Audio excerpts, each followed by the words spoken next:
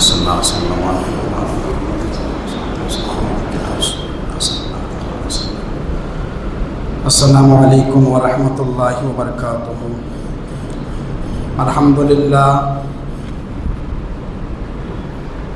الحمدللہ نحمده ونستعینه ونستغفره ونؤمن به ونتوکل علیہ ونعوذ باللہ من شرور انفسنا ومن سیئات اعمالنا، من یهده اللہ فلا مضل له ومن یضلل فلا ہادی له، ونشهد ان لا الہ الا اللہ وحدہ لا شریک له، ونشهد ان محمدا عبدہ ورسولہ، اما بعد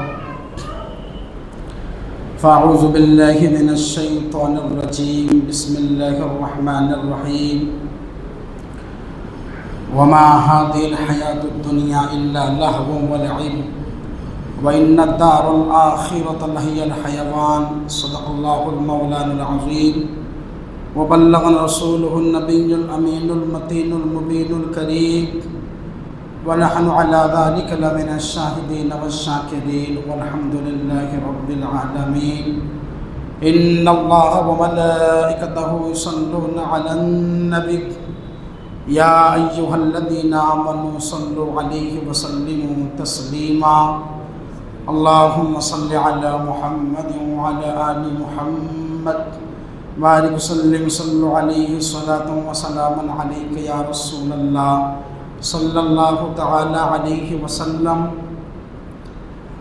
تمام حمد و ثنا، تعریف و توصیف، خوبیہ بھلائیہ اللہ جل مجدہ الکریم کی ذات بابرکات کے لیے لاکھوں کروڑوں بے حساب بے شمار درد و سلام ہو۔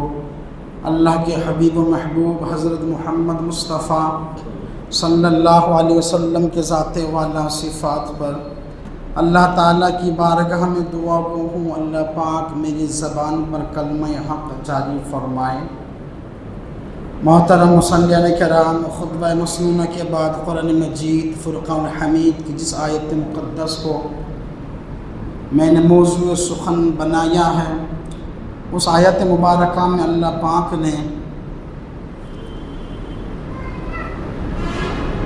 دنیا کی مذمت بیان فرمائی اور اپنے بندوں کو آخرت کی ترغیب اور تعلیم فرمایا۔ جیسا کہ آپ مصلیان کے علم میں یہ بات ہے کہ گزشتہ جمعہ دنیا کے حقیقت اور اس کے مذمت کے تعلق سے میں نے گفتگو کی تھی۔ اس جمعہ بھی انشاءاللہ تعالی اسی موضوع کی روشنی پر گفتگو کرنے کی کوشش کروں گا۔ حضرات محترم، اس آیت مبارکہ میں اللہ پاک فرما رہا ہے وَمَا هَذِهِ الْحَيَاةُ الدُّنْيَا إِلَّا لَهْوٌ وَلَعِبٌ وَإِنَّ الدَّارَ الْآخِرَةَ لَهِيَ الْحَيَوَانُ۔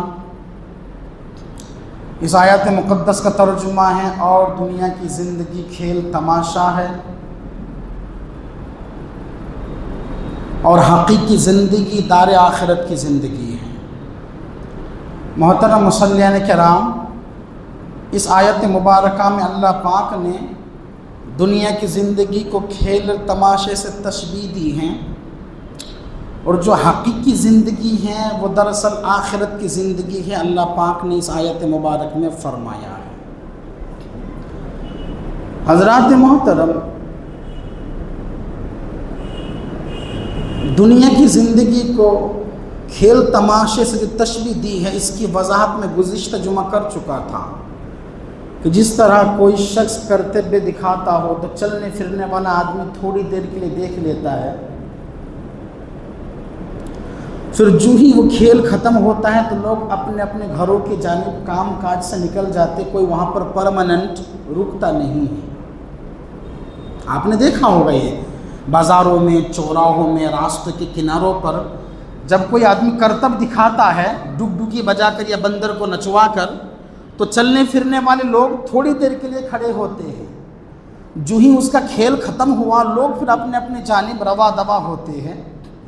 ٹھیک اسی طرح یہ دنیا کا معاملہ ہے، حقیر ہیں، معمولی ہیں، رب رسول کی بارگاہ میں اس کی کوئی حیثیت اور وقار نہیں ہے، اور گزشتہ جمعہ میں نے وہ فرمان رسول صلی اللہ علیہ وسلم بھی آپ کو سنایا تھا کہ رب کی بارگاہ میں دنیا کی حیثیت اگر مچھر کے پر کے برابر ہوتی تو اللہ پاک کسی کافر کو ایک گھونٹ پانی کا نہیں پلاتا۔ اور یہ دنیا جناب جب سے بنائی گئی ہے، اللہ پاک نے جب سے دنیا کو پیدا فرمایا ہے، حضور علیہ السلام نے فرمایا کہ کبھی نظر رحمت سے دنیا کو رب نے جب سے پیدا فرمایا، کبھی نظر رحمت سے اللہ پاک نے دنیا کی طرف نہیں دیکھا۔ اور دنیا کی تمام حلال اور جائز چیزوں میں سب سے ناپسندیدہ چیز یہ دنیا ہی ہے اللہ تعالیٰ کی بارگاہ میں۔ اور جناب کیونکہ دنیا عارضی ہے، مختصر ہے،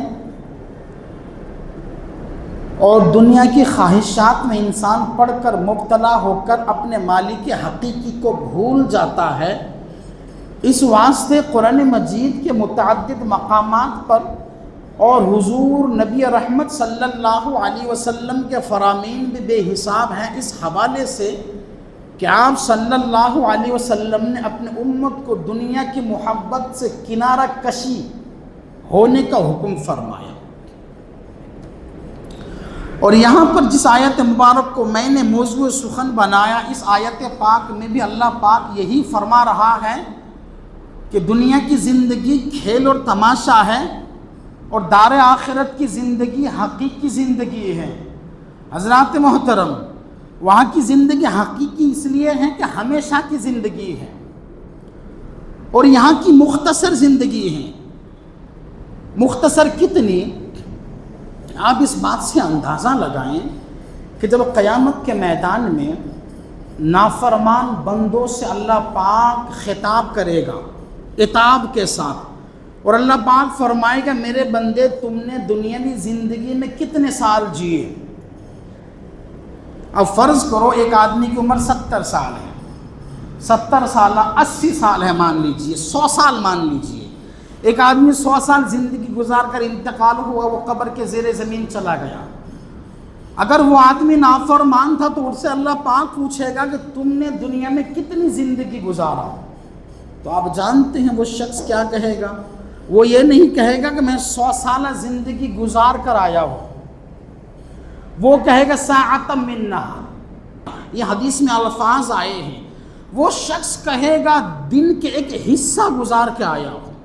یہ پھر بعض جہنمی گنہگار لوگ کہیں گے کہ میں آدھا دن گزار کے آیا ہوں، کیونکہ جناب یہ بات بالکل پریکٹیکلی ہے کہ قیامت کا جو دن ہے جناب وہ ایک دن ہے، عدد کے اعتبار سے، گنتی کے اعتبار سے ایک دن ہے، مگر وہ دن کتنا بڑا ہوگا؟ یومن کان مقدارہ 50,000 سنہ۔ اللہ پاک نے کہا کہ وہ ایک دن 50,000 سال کے برابر ہوگا، ایک دن 50,000 سال کے برابر ہوگا۔ اور یہاں پر آدمی 100 سال زندگی گزار کر مرا ہے، رب کے یہاں پیش ہوا ہے، تو جناب 50,000 سال ایک طرف اور صرف 100 سال ایک طرف، تو بتائیے 100 سال کی کیا اہمیت ہے 50,000 سال کے برابر؟ یہی وجہ ہے کہ بندہ گنہگار کہے گا ساعۃ من نہار۔ دن کا جو ایک حصہ ہوتا ہے، دن کے حصے ہوتے نہیں، صبح کا وقت الگ ہے، چاشت کا الگ ہے، ظہر کبریٰ کا الگ ہے، ظہر کا الگ وقت ہے، عصر کا الگ ہے، غروب آفتاب کا وقت الگ ہے، رات کا حصہ الگ سے ہے۔ جناب یہ ٹوٹل دن کے اوقات ہوتے ہیں، اور وہاں پر وہ شخص کہے گا کہ میں آدھا دن گزار کے آیا ہوں، بعض کہیں گے کہ میں دن کا ایک حصہ گزار کر آیا ہوں، حالانکہ اس نے پوری زندگی گزارا ہے، مگر جناب 50,000 سال کے برابر اس کی جو 100 سالہ زندگی ہے، وہ خود اس بات کی اعتراف کرے گا کہ میری 100 سال کی زندگی 50,000 سال کے برابر، آدھے دن کے برابر ہے۔ جناب اگر دیکھا جائے نا تو آدھا دن بھی نہیں ہوتا، اگر آدھا دن کے حساب ڈالیں گے جب بھی 25,000 سال چاہیے۔ سمجھے آپ بات کو میری؟ اگر کمپیئر کیا جائے، موازنہ کیا جائے، تو جناب موازنہ کے لیے بھی 25,000 سال چاہیے، اور اگر ایک آدھ لمحے کی بات کرو جب بھی 100-200 سال چاہیے، مگر وہاں پر وہ شخص کیا کہے گا؟ میں آدھا دن گزار کے آیا ہوں۔ بعض گنہگار لوگ کہیں گے دن کا ایک حصہ گزار کر آیا ہوں. تو جناب والا پتہ کیا چلا کہ آخرت کے مقابل میں یہ جو دنیاوی زندگی ہے جہاں پر آپ ہم جیتے ہیں 60 70 80 90 100 سال، اس کی کوئی حیثیت ہی نہیں ہے. اور اس واسطے بندہ پھر خود اقرار کرے گا کہ میں نے دن کا تھوڑا حصہ گزار کے آیا. اور جناب آخرت کی زندگی، حقیقی زندگی، اللہ پاک نے کہا نا، اللہ پاک فرما رہا ہے اور دار آخرت کی زندگی حقیقی زندگی ہے. وہ زندگی پرماننٹ، ہمیشہ قائم رہنے والی زندگی ہے. وہ زندگی کس قدر حقیقی اور پرماننٹ ہے، شاید میں نے اس سے پہلے یہ بات کہی ہوگی، موضوع کے مناسبت سے میں اس بات کو پھر سے کہنا چاہوں گا کہ آخرت کی زندگی کتنی طویل ہے. قرآن حدیث میں اس کا تعین نہیں ہے، ہمیشہ ہمیشہ کا لفظ آتا ہے.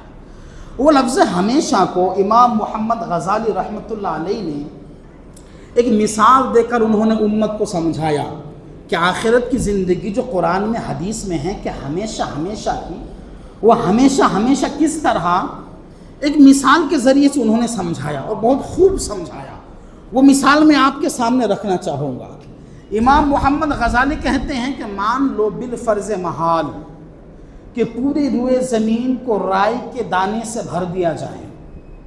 آخرت کی جو زندگی ہے ہمیشہ ہمیشہ کی، کبھی ختم نہیں ہونے والی زندگی، اس کی مثال دیتے ہوئے فرماتے ہیں کہ بالفرض محال سمجھو کہ پوری روئے زمین کو رائی کے دانے سے بھر دیا جائے اور ایک پرندے کو اس بات پر مقرر کیا جائے کہ وہ پرندہ 1000 سال کے بعد ایک دفعہ آئے اور اپنی چونچ پر ایک رائی کا دانہ اڑا کر لے جائیں.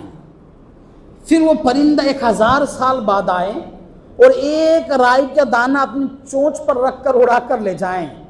پھر 1000 سال بعد آئے، ایک دانہ اپنی چونچ پر رکھ کر وہ اڑ کر چلا جائیں. رائی کے دانے کتنے؟ پوری روئے زمین رائی کے دانے سے بھر دیا گیا ہے اور پرندوں کو 1000 سال کے بعد ایک دفعہ ایک دانہ لے جانے کا معاملہ ہے. امام محمد غزالی کہتے ہیں لوگوں سنو، آخرت کی زندگی کتنی طویل اور کس طرح ہمیشہ کی ہے کہ وہ پرندے کو جو 1000 سال کے بعد ایک مرتبہ آ کر ایک رائی کے دانے لے جانے کی ذمہ داری سونپی گئی ہے، وہ کتنے اربوں کھربوں سال لگیں گے. بلا آخر ایک وقت تو آئے گا جب سارے روئے زمین کے رائی کے دانے ختم ہو جائیں گے، مگر آخرت کی زندگی پھر بھی ختم نہیں ہوگی. اللہ اکبر. تو جناب آخرت کی زندگی اتنی طویل اور اتنی زیادہ ہے، ہمیشہ ہمیشہ کی. اس واسطے اللہ پاک نے فرمایا وَمَا هَٰذِهِ الْحَيَاةُ الدُّنْيَا إِلَّا لَهْوٌ وَلَعِبٌ وَإِنَّ الدَّارَ الْآخِرَةَ لَهِيَ الْحَيَوَانُ. کہ لوگوں تم جس جہاں میں سانسیں لیتے ہو، زندگی گزارتے ہو، عارضی اور فانی والی، وہ زندگی محض کھیل تماشے کی مانند تھوڑی دیر کے لیے ہیں، مگر ہاں جو حقیقی زندگی ہے وہ آخرت کی زندگی ہے. اور جناب اسی دنیا میں رہنے سہنے کے تعلق سے ہمارے آپ کے نبی علیہ السلام نے امت کو تعلیم فرمائی. حضرت ابن عمر رضی اللہ عنہ روایت کرتے ہیں، وہ کہتے ہیں کہ حضور پاک صلی اللہ علیہ وسلم میرے دونوں کندھوں کو یوں پکڑ کر فرمایا کن فی الدنیا کانک غریب عابر سبیل. حضرت عبداللہ ابن عمر کہتے ہیں کہ حضور علیہ السلام ایک موقع پر میرے دونوں کندھے پر یوں ہاتھ رکھا، کندھوں پر، اور حضور نے مجھے فرمایا کن فی الدنیا کانک غریب او عابر سبیل. حضور علیہ السلام نے فرمایا کہ تم دنیا میں اس طرح زندگی گزارو جس طرح کوئی اجنبی یا راہ چلتا مسافر. اللہ اکبر. حضرات محترم، اب اس حوالے سے مجھے مزید کچھ کہنے کی ضرورت نہیں ہے. جب کوئی بندہ لمبا سفر کرتا ہے پھر اس کے سفر کا طریقہ کیا ہوتا؟ وہ کہیں پر دل لگی نہیں کرتا، وہ کسی سے لین دین نہیں کرتا، وہ بیجا وقت کو ضائع نہیں کرتا، کیونکہ اس کو اپنے منزل کی جانب پہنچنا ہوتا ہے. حضرات محترم، آپ حضور علیہ السلام کے اس فرمان کو دیکھیں. حضور علیہ السلام فرما رہے ہیں کہ لوگوں چونکہ تم دنیا سے بلا آخر واپس ہونا ہے تو تمہارا زندگی گزارنے کا طریقہ اس طرح ہونی چاہیے جس طرح کوئی راہ چلتے مسافر. حضرات محترم، راہ چلتے مسافروں کی طرح ہمیں آپ کو ہمارے آپ کے نبی علیہ السلام نے دنیا میں زندگی گزارنے کا حکم فرمایا ہے. مگر بدقسمتی سے ہمارا آپ کا زندگی گزارنے کا طریقہ سلیقہ اور انداز اس طرح ہیں جیسے کہ عمر نوح لے کر ہم سارے لوگ آئے ہیں، یا پھر یوں ہمارا انداز جیسے کبھی ہم دنیا چھوڑ کر جانے والے نہیں ہیں۔ حضرت نوح علیہ السلام سے ایک موقع پر حضرت جبریل علیہ السلام نے پوچھا تھا کہ نوح علیہ السلام، اللہ پاک نے آپ کو بڑی لمبی عمر عطا فرمائی، آپ دنیا کو کس طرح دیکھتے ہیں؟ جناب توجہ دیں، حضرت نوح علیہ السلام کی عمر کے تعلق سے مشہور قول تو 950 سال ہیں، مگر جناب محققین کی تحقیق یہ ہے کہ لگ بھگ آپ کی عمر 1700 سال تھی، کیونکہ جناب 900 سال تو صرف آپ نے اپنی قوم کو تبلیغ فرمایا تھا، اس کے بعد پھر طوفان آیا، سارے لوگ غرق ہوئے، پھر سے دوبارہ نسل انسانی کا شروع ہوا۔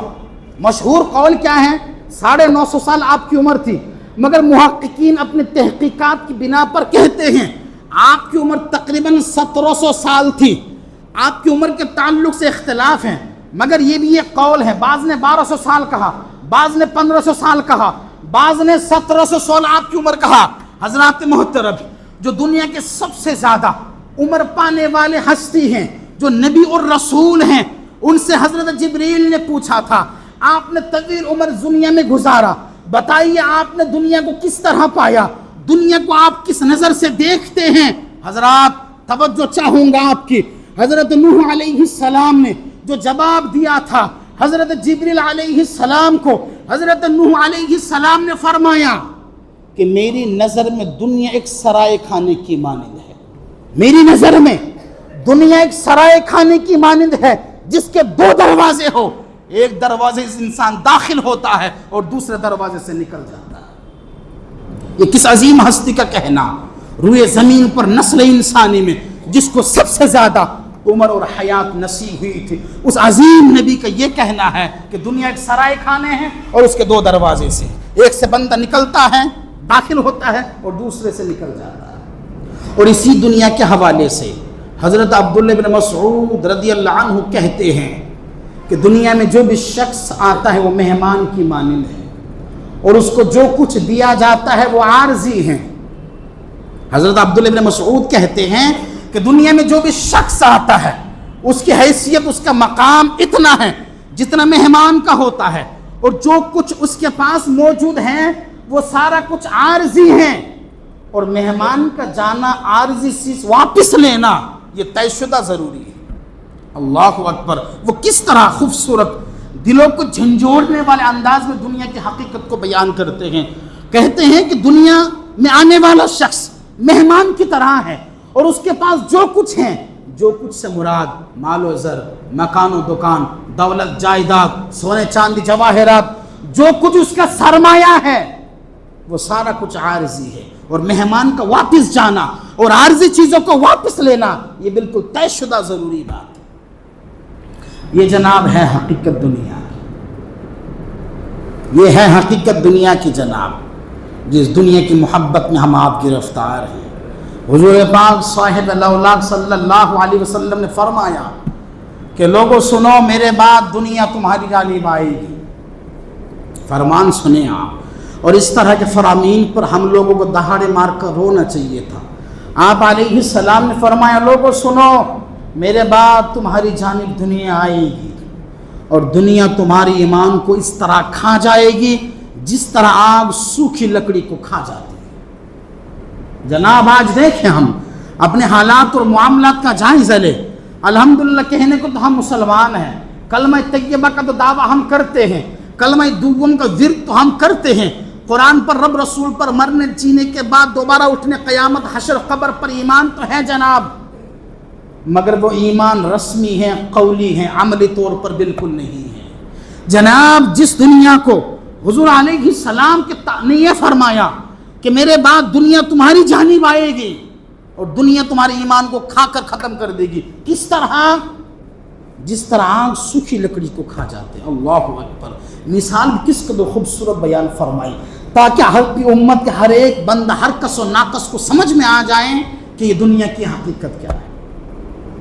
اور اسی طرح ایک اور فرمان حضور علیہ السلام کی، آپ علیہ السلام نے فرمایا مجھے تعجب ہے اس شخص پر، توجہ، حضور نے فرمایا مجھے تعجب ہے اس شخص پر جو طالب بہشت ہو کر دنیا کے سرگرم میں مشغول ہے. اللہ اکبر.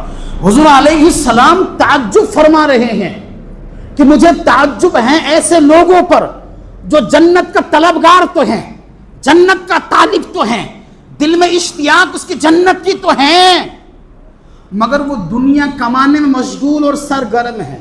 اللہ اکبر.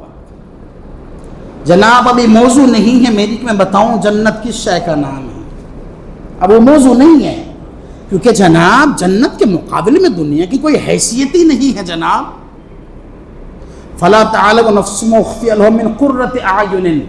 اللہ پاک نے جنت کی کوالٹی بیان فرمایا. اللہ پاک فرماتا ہے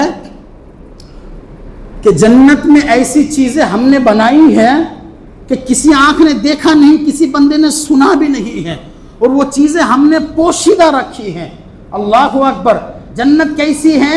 انسان کی نگاہوں سے اوجھل اور پوشیدہ ہے. اللہ پاک نے جنت کو چھپا کر رکھا ہے. اور وہ کیسی ہیں؟ بندہ سوچنا چاہے ذہنی توازن کی بنیاد پر وہ سوچ نہیں سکتا, اور دنیا کے عجیب و غریب مناظروں کو دیکھ لے, خوبصورت سے خوبصورت مقامات کا مشاہدہ کر لے, وہ پھر بھی اندازہ نہیں لگا سکتا ہے کہ جنت کو اللہ پاک نے کیسی بیان فرمایا.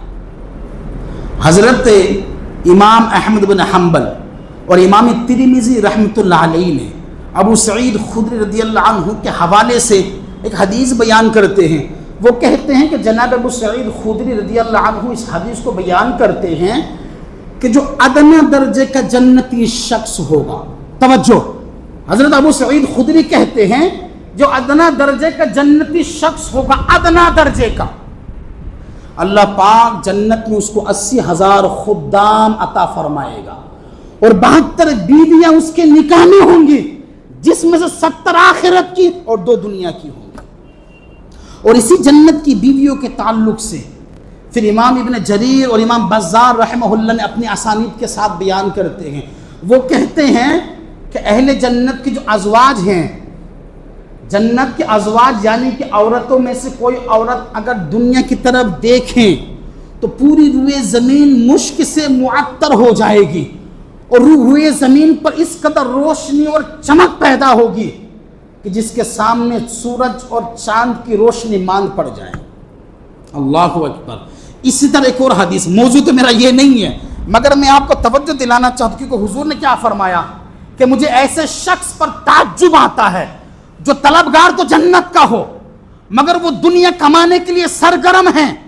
ایسے لوگوں پر حضور نے تعجب کا اظہار فرمایا. اب بات آئی ہے کہ طلب جنت کی. حضرات محترم اس حدیث کو بھی سنیں.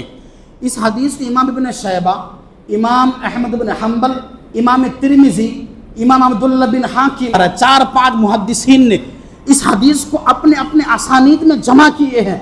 وہ کہتے ہیں کہ ایک موقع پر حضور صلی اللہ علیہ وسلم کی بارگاہ میں ایک اہل کتاب آیا. اہل کتاب سے مراد یہودی یا نصرانی, ان دونوں قوموں کو اہل کتاب کہا جاتا ہے. ایک اہل کتاب آیا اور اس نے آ کر کہا اے ابو القاسم, حضور کو کہا, سوال پوچھا, اے ابو القاسم آپ یہ گمان رکھتے ہیں کہ اللہ تعالیٰ جنتیوں کو کھلائے گا اور پلائے گا؟ آپ صلی اللہ علیہ وسلم نے ارشاد فرمایا رب ذوالجلال کی مجھے قسم ہے, بے شک میرا رب جنتیوں کو کھلائے گا اور پلائے گا بھی, اور جنت میں جنتیوں کو کھانے پینے جمع اور شہوت کرنے کے معاملے میں 100 دنیاوی آدمی کے برابر طاقت عطا فرمائے گا. جب حضور نے یہ فرمایا نا, آگے سے وہ اہل کتاب جو حضور کو سوال پوچھنے آیا تھا اس نے کہا اچھا پھر جب یہ جنت میں کھائیں گے پیئیں گے اور دنیا کے 100 آدمی کے برابر اللہ پاک ان کو طاقت عطا فرمائے گا, پھر وہ رفع حاجت کے لیے کیا کریں گے؟ یعنی پیشاب اور پاخانہ بولو براز کا معاملہ ہے. اس نے کہا کہ جنت میں کھائیں گے پیئیں گے, یہ آپ کہتے ہیں رب کے قسم کھا کر, اور آپ یہ بھی فرماتے ہیں کہ دنیاوی 100 آدمی کے برابر ایک جنتی شخص کو طاقت اور قوت دی جائے گی, تو رفع حاجت کے لیے وہ کیا کریں گے؟ آگے آپ صلی اللہ علیہ وسلم نے ارشاد فرمایا کہ میرا رب جنتی بندوں کے رفع حاجت کے لیے جو نظام قائم فرمائے گا وہ ان کے وجود سے پسینہ نکالنے کے ذریعے سے اس نظام کو قائم فرمائے گا. یعنی وہ جنت میں جنتی لوگ رہیں گے، وہ کھائیں گے پئیں گے، جمع کریں گے، شہوت بھی کریں گے، مگر ناپاکی کا مسئلہ نہیں ہوگا.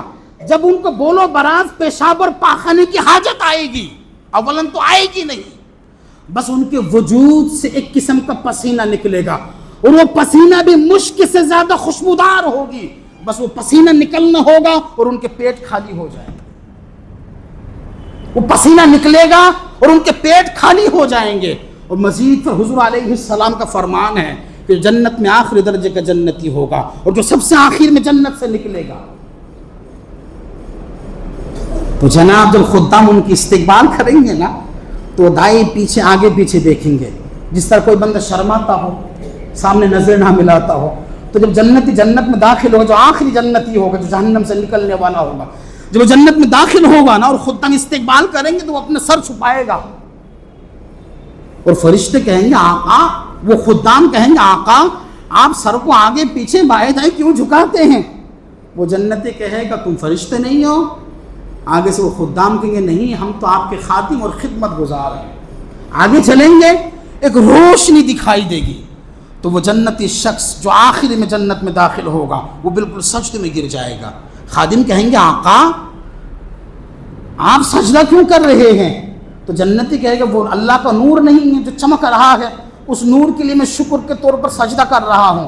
وہ خادم کہیں گے وہ رب کا نور نہیں ہے بلکہ وہ آپ کے گھر کی روشنی ہے. آپ کو جس گھر میں رہنا ہے، رب کعبہ نے آپ کے لیے جو گھر بنایا ہے اس گھر سے نکلنے والی روشنی ہے، وہ رب کے جلوے کا نور نہیں ہے.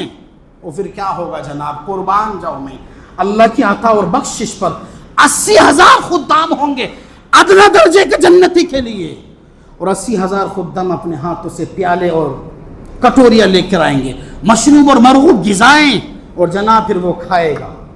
اور پھر جناب کھانے کے بعد پھر آگے فرشتے کہیں گے آپ جائیں اپنی بیویوں سے ملاقات کریں. پھر کیا ہوگا؟ رب کی قدرت ہوگی، وہ خدام تو ہٹ جائیں گے، ان کی نظر سے اوجھل ہو جائیں گے، اور جناب پھر جب پردہ ہٹے گا نا ایک قسم کا الگ ہی دنیا قائم ہوگی. 72 بیویاں، اور وہ بیویاں جن کے تعلق سے میں نے بتایا کہ روئے زمین کو جھانکے تو ان کی روشنی سے چاند اور سورج کی روشنی مان پڑ جائے، اور اس قدر برکت والے اللہ پاک نے ان کو پیدا فرمایا، ان کے جھانکنے کی برکت سے پورے روئے زمین مشک سے مہک اٹھے. اور جناب کسی ایک بیوی پر جب ان کی نظر پڑے گی نا وہ یوں بولتے ہیں کہ پھٹی کی پھٹی رہ جاتی ہیں آنکھیں، یہ جو جملہ بولتے ہیں، تو جناب پھر ان کی آنکھیں یوں چار ہو جائے گی اور دیکھتے رہیں گے. اور حضور علیہ السلام نے فرمایا 40 سال یوں ہی دیکھتے ہی گزر جائے گا، اور 40 سال کے بعد پھر وہ خاتون کہے گی کیا آپ ہماری طرف رغبت نہیں کرتے؟ آپ ہمارے قریب نہیں آئیں گے؟ اللہ اکبر. حضرات محترم، میں آپ کو جنت کی خوبیاں اور جنت کی نام بتانا مقصود نہیں ہے، دراصل میں آپ کو توجہ دینا چاہتا ہوں. حضور پاک صلی اللہ علیہ وسلم نے ارشاد فرمایا کہ مجھے تعجب ہے اس شخص پر جو طلبگار تو جنت کا ہے مگر وہ دنیا حصول کے لیے سرگرم ہے. اور یہ کتنی افسوس کن بات ہے جناب. ہم سب کے دل میں خواہش ہے جنت کی، مگر ہمارا معاملہ کیا ہے؟ ہم فقط دنیا اور دنیا دار بن کر رہ گئے. اور یہی وجہ ہے آج ہماری دعائیں قبول نہیں ہوتی جناب، کیونکہ ہمارے دلوں میں رب رسول کی محبت ہونی چاہیے تھی مگر فقط دنیا کی محبت بھری ہوئی ہے.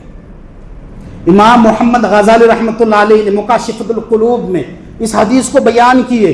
وہ کہتے ہیں ایک موقع پر حضرت موسیٰ علیہ السلام ایک شخص کے قریب سے گزرے، وہ شخص رو رہا تھا زار و قطار. پھر جب اب واپس ہوئے نا وہ شخص یوں ہی رو رہا تھا. اللہ تعالیٰ کی بارگاہ میں حضرت موسیٰ علیہ السلام نے عرض کیا یا رب العالمین یہ تیرا بندہ تیرے خوف سے رو رہا ہے، مالک دو جہاں تو ان پر رحمت عطا فرما، تو ان کی دعائیں اور مناجات کو قبول فرما. آگے سے جواب آیا. امام محمد غزالی اپنی کتاب مشہور زمانہ مکاشفۃ القلوب میں نقل کرتے ہیں کہ اللہ پاک کی جانب سے آواز آئی اے موسیٰ یہ اس قدر روئیں کہ ان کے آنسو گرنے کی جگہ سے دماغ نکل کر آ جائیں، اور اس نے جو ہاتھوں کو بلند کیا دعا کے لیے اس قدر بلند کرے کہ اس کے ہاتھ ٹوٹ جائے. دعا اس کی قبول نہیں کروں گا کیونکہ یہ دنیا پرست ہے اور اس کے دل میں دنیا کی محبت بھی. اللہ اکبر. جناب یہ ہے دنیا کی حالات، اور یہی وجہ ہے کہ آج ذلیل و پستی میں ہم دن بدن چلتے جا رہے ہیں. آج سماج اور معاشرے میں ہر کوئی ہمارا دشمن، ہمارے خون کے پیاسے بنے ہیں، اور جناب حقارت اور ذلت کی نظر سے ہمیں دیکھا جا رہا ہے، جبکہ جناب پورے روئے زمین پر سب سے معزز ترین قوم ہم ہیں. اور کل کے درس میں یہ بات میں نے کہی تھی، لوگ آج ہمیں ٹائر کے پنچر نکالنے والے اور گیرج کے کام کرنے والے، گونڈی اور مزدوری کے کام کرنے والے کہتے ہیں، اور یہ حقیقت ہے.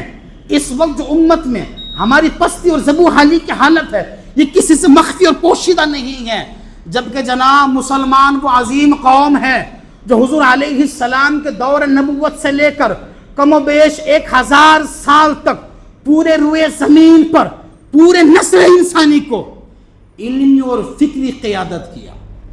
جی آپ تاریخ اٹھا کر دیکھو تو پتہ چلے گا، پورے روئے زمین کو انسانی تعلیم اور انسانی سبق سکھانے میں سب سے اہم ترین کردار مسلمانوں کا ہے، اور پوری دنیا کو علمی اور فکری قیادت کم و بیش 1000 سال تک مسلمانوں نے کی ہے. مگر آج ہماری حالات دیکھیں، کیونکہ ہم میں وہ بات نہیں رہی جو ہونی چاہیے تھا، رب رسول سے وہ رشتہ نہیں رہا جو ہونا چاہیے تھا. اور جناب یہ بات بالکل روز روشن کی طرح ہماری آنکھوں پر ظاہر اور عیاں ہے. ہماری حالات کیا ہیں کہ کسی سے مخفی اور پوشیدہ نہیں ہے. کیوں؟ کیونکہ جناب ہم تھے آخرت کے سوداگر. ہم تو دنیا میں آئے تھے آخرت کا سودا کرنے کے لیے، ہم دنیا میں آئے تھے آخرت کا توشہ تیار کرنے کے لیے. جناب یہ دنیا آخرت کی کھیتی تھی، ہمیں آخرت کی کھیتی کرنے کے بجائے ہم دنیا دار ہو کر رہ گئے، اور جس کا نتیجہ کیا نکل رہا ہے کہ جناب آج ہماری کوئی حیثیت و وقار نہیں ہے. اور اللہ پاک کی طرف سے جو خصوصی مدد نازل ہونی چاہیے تھی، ہماری ساری دعائیں رد اور رائگاں جا رہی ہیں. جناب ہمیں اس دنیا سے دلوں کو بیگانہ کرنا ہے، اور دنیا کی محبت کے جگہ پر اپنے دلوں میں آخرت کی محبت پیدا کرنی ہے. اللہ تعالیٰ کی بارگاہ میں دعا گو ہوں، اللہ پاک ہم سب کو دنیا محبت سے اپنے دلوں کو کنارہ کر کے آخرت کی محبت ہم سب کے دلوں میں اللہ پاک معجزن کرنے کی توفیق فرمائے. میرے کہنے میں جو غلطیاں ہوئی اللہ پاک معاف فرمائے.